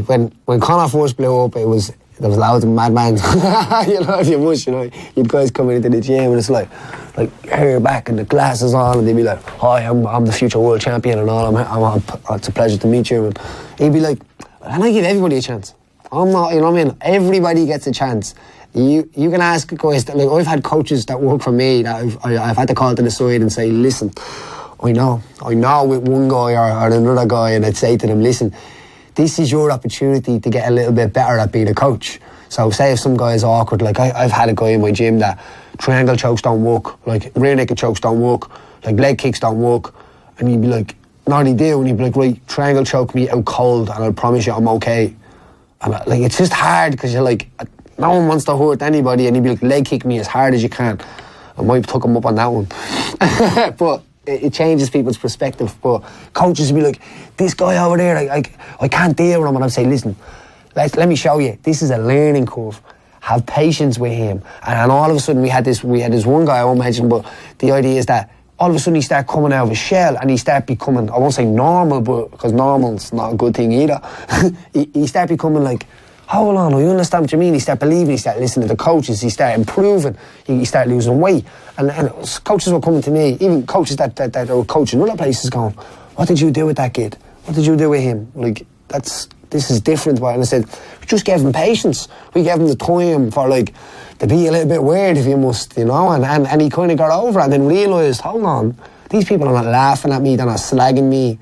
These are with me, they're trying to help me. Now, there is some people on the other side of that where you do help them.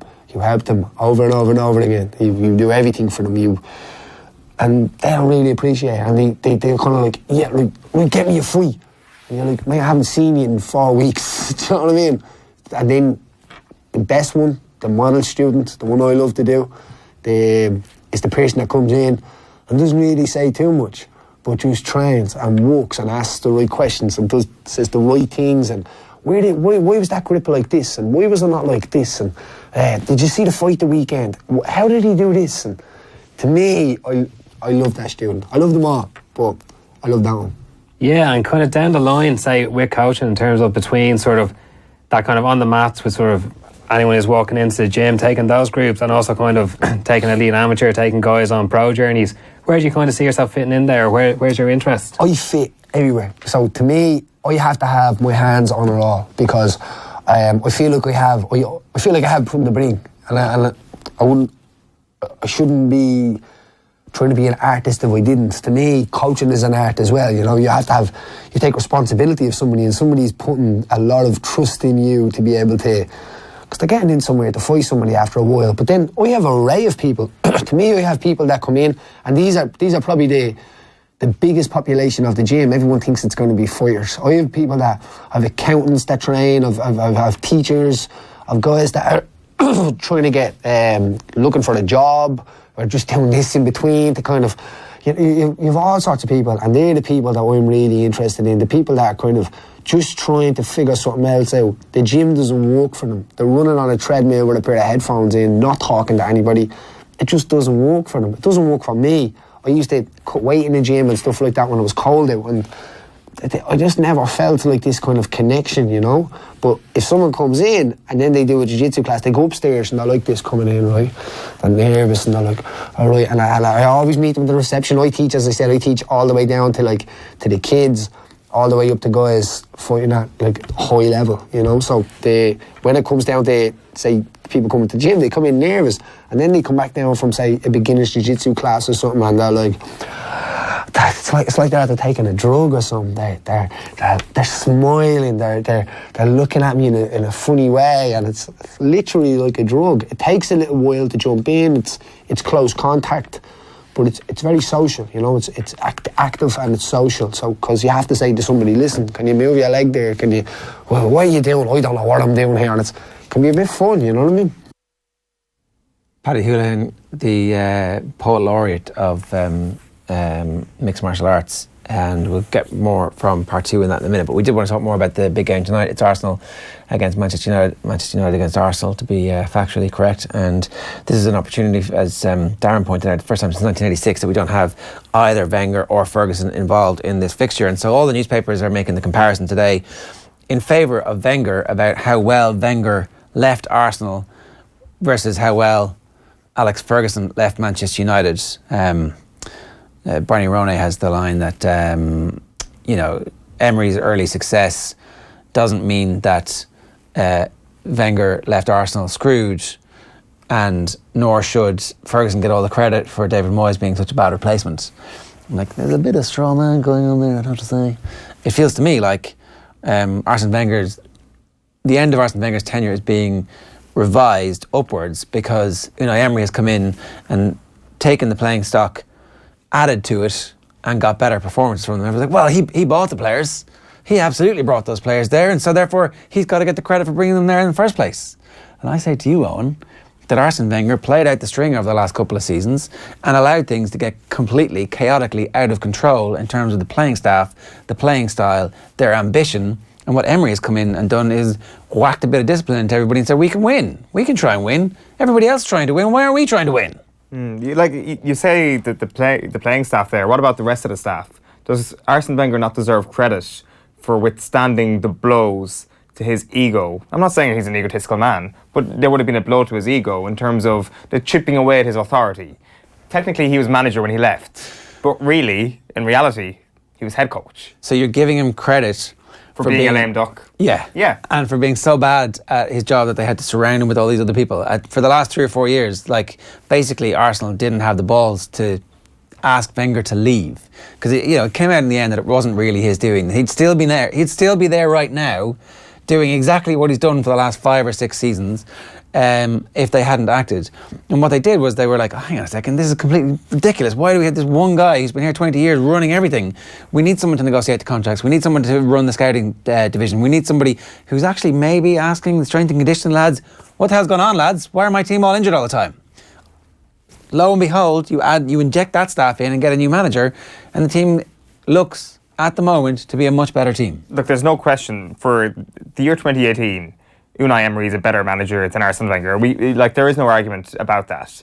But in terms of taking complete credit away from Arsene Wenger, I don't think that's fair. I don't think that, we were speaking to Daniel Harris earlier on, and he was like, Pierre-Emerick Aubameyang is a very obvious signing, and he's right, but you still have to go out and get him. You still have to go out and actually make sure that signing happens. You still have to go out and make sure the Lacazette signing Did Wenger happens. want those signings? I don't know if Wenger wanted those signings. If this was how they chipped away the power, they're like, we're getting this guy because he's really good. No, I don't need this. It's too expensive. I don't want to spend any money. It's like, get him. Well, it's the idea. We still have Giroud up front. Is Unai Emery the man behind the 4 signings this summer that people have been heralding, or is it Sven Mislintat as well? I don't know. And so maybe you don't give Wenger any credit for that, and you don't give Emery any credit for that just yet. But what you can say, without question, is that Wenger's methodology stopped being the right methodology about 10 years ago, and he was still at the very top level. about 5 years ago. But for the last 5 years, he was not the right manager for Arsenal. And the Arsenal fans know this. And what's happening now is that curious, weird thing that happens where you are emotionally tied to somebody. You forget the end of the thing and you think, oh, it was all us reaching the Champions League final with a brilliant team. It was all Thierry Henry being the best player in the world for a couple of seasons in a row. It was all the beautiful football that we played where we scored goals at the end of it, as opposed to the tippy-tappy bullshit where we'd win 5-0 in a League Cup with a team of kids and go, we've got the new Fergie fledglings. They didn't. It was all a ball of smoke. But also, huge credit, again, coming back to this point, has to go to a football manager parking that level of ego. Imagine if you asked José, or changing. Why did he just leave? But he didn't change. He changed as a person who was in a role as a manager. They seized power from him, and he tried to cling on, and everything just hit this level of stasis with a team full of good players where they could beat the bad teams, but not the good teams, where they were just fourth. Just about fourth. They finished sixth last season. And lo and behold, it finished. They're not going to finish sixth this season. Like, about 5 years ago, Wenger should have gone, and his legacy would have been absolutely forever and ever. And his legacy is still going to be forever and ever. Yeah, but his legacy is tainted. There is that final chapter where he allowed what was one of the best teams in world football in 2006 to be completely outflanked and outstripped over the next decade by everybody else. Not entirely his fault. Being outstripped by other clubs post-2006, 100% not his fault. No involvement, no... Okay, it's not his fault. Okay, not 100% not his fault. Of course, the manager has to take some blame, but in terms of recruitment, which is being the single biggest reason Manchester City have become the best team in England, it is the single biggest reason why Chelsea have become a factor once again. He said he had money at various stages and didn't spend it. He said that I have money. He might have been lying to save the board. It might have been a public time. His big money signings, give them to me. They've all worked out. Lacazette, Aubameyang, Mesut Ozil to a certain extent. Alexis Sanchez was wonderful while he was still happy at the club. They're his big money signings. That's when he had money to spend. Did Alexis Sanchez work out? I thought while he was at his peak and happy at Arsenal. For those 3 weeks, yeah. Okay, he was great for 3 weeks. 3 seasons. Mesut Ozil has been an unqualified success? I wouldn't say an unqualified success, but I would say he's been a successful signing. It's hit and miss. Paul Pogba. You're like you throw out players who've been signed for double. I'm definitely not holding up José Mourinho as the example here of somebody who is signed particularly well. But in the context of tonight, you look across at the other side of the pitch and you look at the money Manchester United has spent. And they wasted money too. That's like they have wasted money spectacularly, and Arsenal have not wasted. That's money. An excellent point. So it's not just money that has made Manchester City good. The money has enabled Manchester City, but they also have an overarching strategy and a design style of play, and they're working towards something with Pep Guardiola. Manchester United did not have that. Arsenal did not have that for the last 5 or 6 years. It was a scattergun approach, an opportunistic, we've scraped together enough money to buy this player. How does he fit in? Oh, look, let's get another small guy who likes to play around the fringes, neither a striker nor a midfielder. We've got about 15 of those, Arsenal. Yeah, I know, but I really like them. I really like them. You never know when one of them is going to get down with a 9-month injury. Well, the reason why Arsene Wenger was loved by the Arsenal board was that he turned Arsenal into a business model that was actually successful, aka finishing in a consistent position, fourth, third, some cases second in a blue moon. That's why we all fall in love with football. I know, but the reason then was that, okay, so how do we not make this thing curve? As in, we don't make a rash signing that is insane. Any signings, really? Well, the pressure, they sort of caved under the pressure. Your goalkeeper in 2013. Could have got a cheap goalkeeper somewhere who was any good. Could have somewhere got a goalkeeper who was good, cheap, if you tried, but didn't try. Where was their other problem? Was it central midfield, a defensive central midfield? There was a lot of problems everywhere. I mean, there weren't though. That was the thing. They had loads of good players. Loads of good players. Centre back, centre midfield. Kieran Burns says Wenger got the least out of those Arsenal players. Fergie got the best out of Manchester United's 2012 players. He had Tom Cleverley and Darren Gibson in midfield. Yeah, well, if we're going to compare Wenger's last season to Fergie's last season, then it's no debate. No, that's unfair. My point is that there's a recasting of Wenger here as some kind of father figure to Unai Emery's team, and that's wrong. Unai Emery has come in and changed the culture. I've never said that. Really quickly. I think Wenger needs to take credit for his sort of political mindset, for that shifting, coming from a place where the manager was the lord of the football club and a successful one, an extremely successful one at that in the 90s, to go to 2017, 2018 and say, I've got to relinquish power here. He did not say that. He dragged it kicking and screaming off him. That's why he hasn't come back to the club. He's getting all this credit for not showing up and being a ghostly figure, and he's not coming back because he's pissed off. No, he's not coming back. He's pissed off. He's in Monaco, chilling on, what is it, Canal Plus, speaking to, I don't know, to people in very good-looking locations. And he's enjoying being a broadcaster in very good-looking locations. Alex Ferguson lives in the United Kingdom. It's a grim place. Old Trafford is like the most spectacular place you can go in Manchester. What about the Trafford Centre? Right, fair enough. Let's move on. Kieran Byrne, I did that one. Sorry, yeah. Remember a reminder this morning that OTBAM is live with Screwfix.ie, championing the trade with a choice of over 20,000 quality trade products. Here's part 2 of our Paddy Holohan interview. Here he is talking a bit about MMA regulation and a little bit of Conor McGregor, speaking with Joseph Conroy. Have a look. We've seen like loads of guys signed up to Bellator, kind of waiting for a Bellator show. We've seen kind of big, massive medal hauls at the amateur world championships there. Do you think there is kind of that big next wave coming through? Obviously, there's not many guys on the UFC roster at the moment.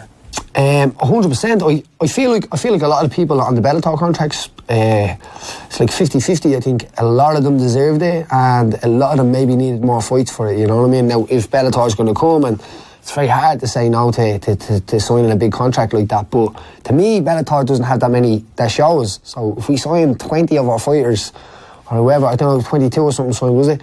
Signed to Bellator. And then, like, they need to stay active. Now, if they can fight outside their contracts and stuff like that, good enough. Well, then, if you're fighting for Bellator, and I hope you're getting Bellator money. That's the main thing. Because when you're fighting professional, you can't be worrying about what show you're fighting on or what's going on. I know it sounds terrible, but you have to think about the money then, because nobody thinks about you when you're gone. Let me tell you that. You're on your own. When you're outside that cage, Dana White doesn't ring you and it's like, Paddy, okay, can you pay your bills this month and all? Like, or nobody does. You got to pay your own bills, and that's it. And let me tell you, the other people are trying to pay their bills too. So if you're fighting, you make sure you get, and professional, make sure you get as much money as you can, because someday it stops and the money stops unless you've set it up, unless you've set yourself up in a coaching career, or you've got your coaching badges, or you've got some experience. Because what really happens mostly is, unfortunately, is that people retire and they kind of, some people never get the limelight, they never get the idea to show what they're capable of, or show their character, and be able to use that after their career. And then when it comes after their career, they fall into coaching by mistake, you know, and you can't do that with any job. You're like, I wouldn't want anybody to fall into a job that they didn't want to do. I think if you're doing this and you're happy doing this, you make the world a little tiny bit better. Do you know what I mean? But if you're working like in Central down the road or something like that, and you don't like it, you're just forced to be there. I think you give a little bit of extra negativity to the world, you know. So after it, when you're finished, make sure you're doing something that you really want to do. Don't be just, well, I fought, so now I'm going to teach him how to fight, and then him, because there's a lot more to it. It's not just like, here's a jab, here's a cross. It's like being a counsellor, man. You know what I mean? You've got to counsel people, because when it comes down to it, the guys that people look in on and see big, tough, strong people, all of a sudden, when you look as a coach, or as being in the background, as you were saying there, like, you see a lot of these people at their rawest, which to me is, so I said, it's brilliant. I love it. I don't care. I don't really mind whether people win or lose, but the idea of like stripping it all back and going to that raw place is incredible to see. And you see people that crumble under it, and then you see some people that rise to the occasion. So in all of that backgrounds, as I said, I've done it in many different places, many different times, different levels, but to me it's always been just what's going on at that moment. On the weekend, I have 2 fighters in Liverpool on Cage Warriors Academy, and it's great too. One of the kids is ridiculous, man, and the talent coming up is crazy. I had 7 guys competing in the Midlands Open, which is run by Philip Mulpear in SPG Port Darlington. Really good competition to be able to get. It's a novice competition to get kids moving, and that's the problem with Irish MMA now. It needs to be moving. It needs more shows, it needs more activity, and the wheels need to be pumped a little bit harder, you know. Everyone needs to get together a little bit more and organise the idea of pushing the community together. Yeah, because you'd imagine kind of if people can get their house in order, like there must be kind of money to be made if people can kind of get this organised and get, like, it's surprising that there's fewer shows on. Is that kind of to do with kind of the regulatory backdrop and? Yes, but that's all necessary as well. You know what I mean? Really, it's necessary to make the sport a sport. You know what I mean? That has to have that structure. So if everybody can throw a show on and there's no regulation, there's no regulatory regulation. Regulation. Yeah. If there's no regulation, then the idea is that there's no structure for it to work off. There's no framework for everyone to have to follow, and they're fires. So it has to be dealt in a careful way, you know. So I wouldn't put the label MMA as crazy dangerous, to be honest. You know what I mean? You know, maybe like horse riding or MotoGP or Formula 1 or even skiing and stuff like that. To me, like, I would be shitting myself to need one of them. Yeah. Now, but I wouldn't turn around and tell an expert skier, listen, you should be doing this or you shouldn't be doing that. It's like, mate, I'm not going to be lobbing myself down a ramp to jump off some skis soon, so I'm not going to tell you to do it. But if you want to do it, fair enough. So, but MMA, show-wise, we just need more of that kind of spread out. Let's face it, like, it's accepted as a sport. It's accepted as there's an amateur level to it, there's a professional level to it. People don't distinguish that, which is not fair. It's not fair. Like, there was a really good Kelly Harrington, absolutely amazing boxer, great person for our community as well, sets up so many things, unbelievable athlete and person, got gold, huge congratulations to her in the World Championships. But the week before, or 2 weeks before that, we also had 3 guys getting gold medals. It was 3 guys getting gold medals, which had went and failed and got bronze, and then failed and got silver. And then we put them next to this team, this Russia team, the team that is like, these guys are paid and funded, and their guys hadn't even got tracksuits when they went over there for the MMA thing. So, you know what I'm saying? I really think that, look at our football team. What are we going to do? That horse is dead. If we're looking at it, in the next 7 years, there's probably nobody coming up. We don't have people coming through. We don't have it like it used to be. So, like, let's look at what we're good at. We're good at combat sports. We have Kelly out there that's at the winning a gold medal for boxing. In MMA, there's a really good structure there. So let's put this on the map, the MMA on the map, and do what we're good at. We're not good at football.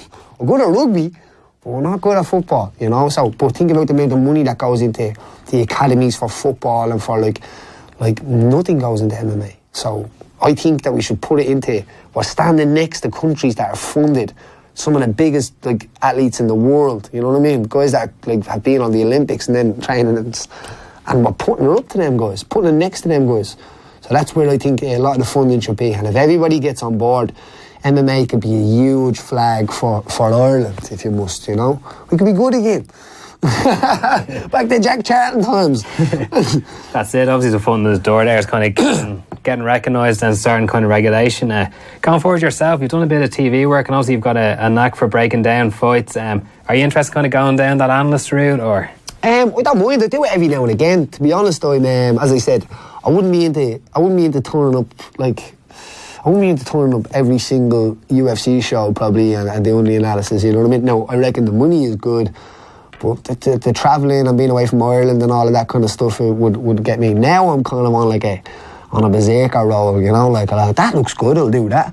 You know, and I enjoy doing it. Like I enjoy doing the BAM. I really like breaking down the fights. Not only that, I was breaking down some of my mates' fights.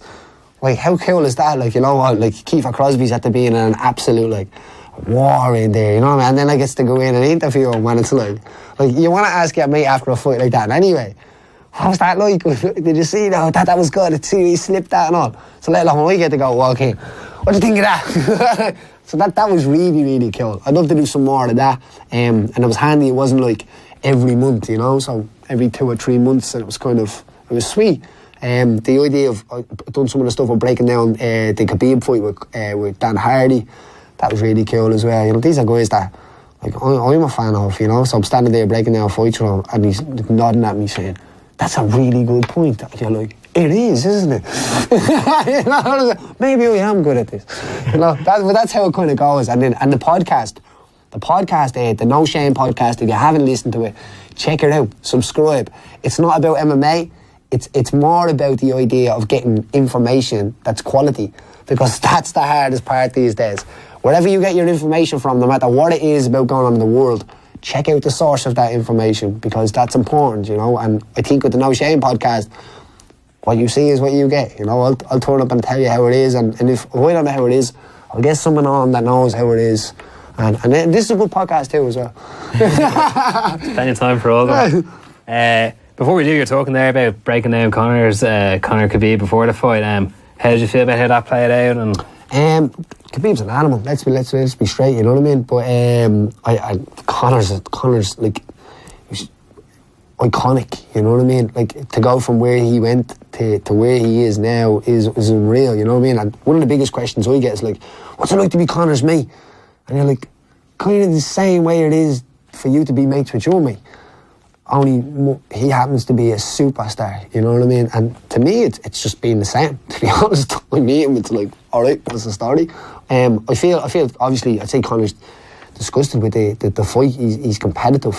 There's no day. The way he went in there to compete, he went in there to win. You know what I mean? And as I said, but it happened the way it was going to happen, and if Conor had a loss, that's the way it was going to be. Khabib was going to take him down, and Khabib did some standing and stuff like that. It was a great fight. It was a good fight. That's it. You know what I mean? And that's how fighting goes. Yeah, and kind of watching that fight, and kind of everyone's obviously deconstructing afterwards. If there was a rematch, do you see what ways that can go different? Definitely, yeah. I feel in the first takedown, Conor might have been able to guillotine him there. You can see his head's coming up. He might have been able to snap the guillotine, where I think he was just being calm still. So he shot in, and you kind of hold on, like, instead of like being stiff at the start, just kind of playing with it. You know what I mean? And then more of like maybe trying to choke him on the cage. So when Khabib's there, kind of like trying to guillotine him, and sometimes you get the turn out of that, and you get the reaction. We know that. A lot of my guys, that's what I teach, the idea of if someone's taking them down and they're kind of stuck on the hips, is like when you start choking, so if someone's wrapping up your hips, they usually have their both hands down. You can kind of like, especially if they have a beard, you can kind of like peel out the hairs and get the neck, and then start attacking the neck, and you usually get good space. But like, Khabib is doing this for a long time, and there's no doubt he's felt them pressures as well. But you can't go in there and do a magic spell. It's techniques, it's basics with that kind of stuff. And I think Conor was doing well. I think he was doing well. You know, and even when like that fight could have turned easy. It's them little waves and the like kind of waves of smoke that go through a fight. As a fighter, you can see, oh, here's the turn of the tide here. You know, like, so up to that point, I think it was the third round. Was it third round? I'm the worst at remembering when I'm breaking down this stuff. That's the only stuff I write down. What rounds were it? Second or third when he got dropped. Yeah. But even after that, Conor was putting a wave on him. You know what I mean? And I think that... Oh yeah, third round he kind of comes back and starts... He starts landing shots, he starts keep finding the distance, he starts, and it's like, and then he lands that shot, you know. But just before that, Conor was starting to get that momentum. If that round had finished maybe without the overhand right, Khabib probably would have said, maybe, and Conor might have got the rise out of it. Because that's the thing about MMA. If I'm teaching something, I say this as well. If you come out into the middle and someone takes you down and you're like, oh no, they're going to get this big up out of it, and you're going to get this big down out of it. So you need to reset and be numb at that moment, you know. So if you come out, you make sure that you're landing the first jab, and you're being assertive, and you're being the first takedown. And then it's like, right, I got the takedown. And you need these little kind of carrots in a fight as well to chip you along, you know. So maybe in the first takedown for Khabib being the most important, he's like, if I can get this one, I can't take him down. Can't I? Because that's what happens in your mind, especially when you're lying at bed. You're lying in bed for 8 weeks. Can't I? You know, so I reckon if the first one had failed and he had got clipped for a few shots, it would have been a whole different fight. Great stuff, Paddy. You can find the No Shame podcast wherever you find your OTBAM podcast and the rest of the Off the Ball podcasts. Lots of stuff. Paddy's also out at SPG in Dublin 24. Thanks, Paddy. No bother. OTB AM. Thanks to Screwfix.ie, championing the trade with a dedicated call centre.